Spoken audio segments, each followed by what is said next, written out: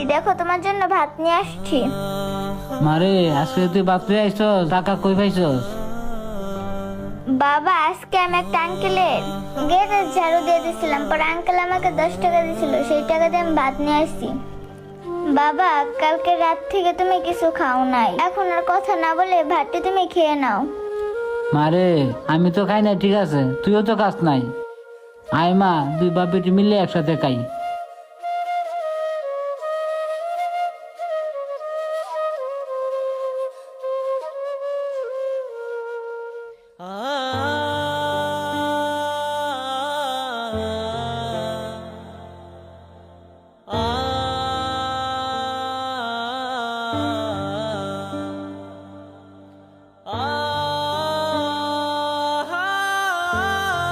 ভাত খাওয়া শেষ, যাই তো জিজ্ঞেস করে দেখি।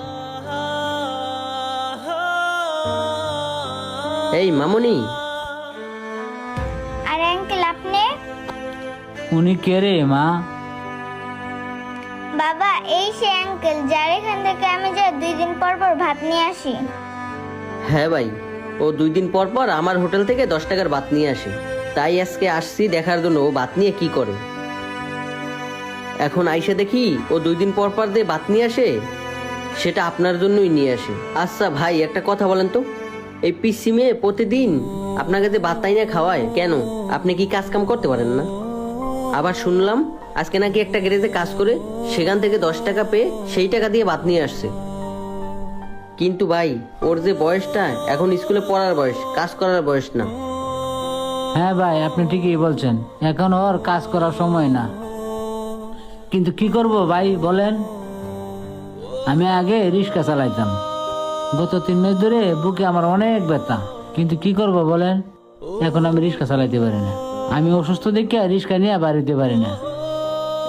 ডাক্তার বলছে আমার এই চিকিৎসা লেগে অনেক টাকা লাগবে। ও আচ্ছা, বুঝতে পারছি। আচ্ছা ঠিক আছে, একটা কাজ করেন, এখানে 10,000 টাকা আছে, বেশি সাহায্য করতে পারবো না, এই টাকাটা নিয়ে আপাতত চিকিৎসা চালান। ধরেন, এই টাকাটা রাখেন, এই টাকাটা নিয়ে আজকে ডাক্তারের কাছে যাবেন। ভাই আপনাকে অনেক ধন্যবাদ, আপনি আমার অনেক বড় একটা উপকার করলেন। আরে ভাই, ধন্যবাদ দেওয়ার কিছু নাই, মানুষ যদি মানুষের জন্য সাহায্য না করে তাহলে করবেটাকে। আচ্ছা মামুনি, শোনো, যতদিনে তোমার বাবা সুস্থ না হবে ততদিন তুমি আমার হোটেল থেকে ভাত তরকারি নিয়ে আসবে। এখন আমি আসি। হ্যাঁ ঠিক আছে আঙ্কেল। ভাই, তাহলে থাকেন, আম্মু থাকো। হ্যাঁ, আসি। আচ্ছা। এই ধরনের মানুষের মুখে হাসি ফোটাতে বেশি কিছু লাগে না, শুধু লাগে